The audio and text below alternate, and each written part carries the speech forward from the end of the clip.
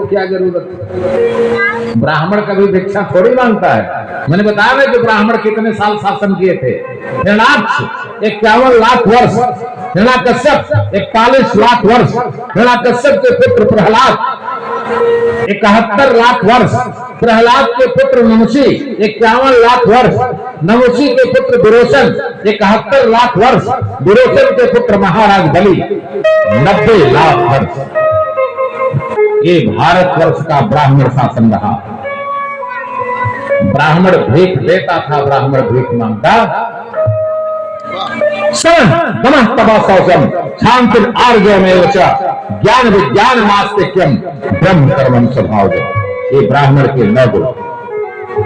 सुदामा की वृत्ति, खेत में से अनाज किसान उठा ले जाता था, जो बाल बच जाते थे उसको बाल बेल करके अपनी वृत्ति, तो श्रृंखलम मम वृत्ति स्वभाव।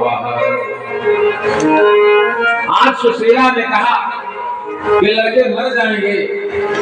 आप तो कहते थे कि हमारे द्वारकाधीश मित्र हैं, तो जाकर के देख ली। सुदामा जाते हैं, लेकिन पत्नी की बात पति को माननी चाहिए। ध्यान से कथा सुनिएगा। जो पत्नी की बात नहीं मानता वो भी जीवन में भोगता है।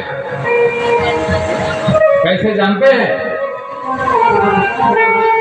त्रेता में देखिए, कभी सोने का हिरण होता है नहीं है? ये संभवम है मृगस्य जीवनम। कालिदास ने कहा सोने का मृग हो ही नहीं सकता, लेकिन सीता ने कहा उठिए, धनुष बाण उठाइए, जाइए। क्या राम ने कुछ सीता की बात काटी नहीं है?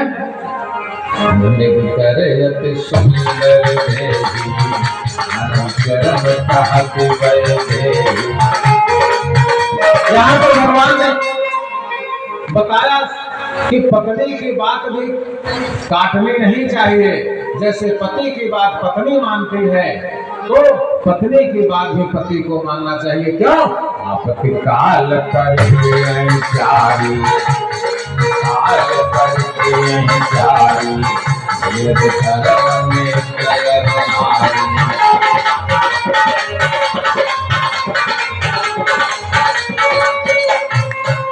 और देख लीजिए, रावण पूरे विश्व का गुंडा है, लेकिन जब सीता को मारने के लिए तलवार निकाला तो किसके कहने से म्यान में तलवार डाली? बचन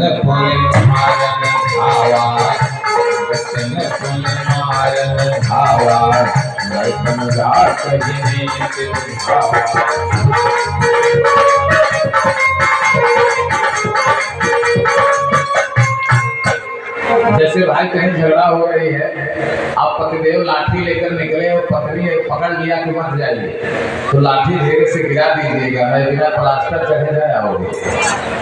ये हम नहीं कह रहे हैं। या पति काल पर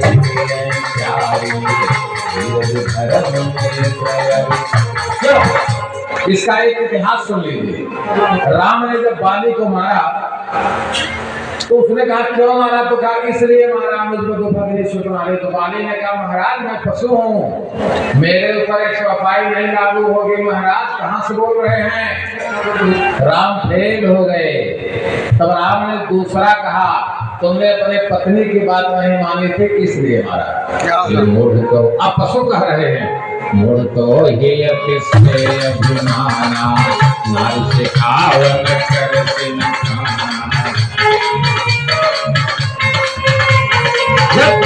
जब तुम्हें तुम्हारी पत्नी रोक रही थी तो तुम क्यों नहीं माने? तो बाली ने कहा महाराज एक चीज ये बताइए कि आप दशरथ के पुत्र राम हैं,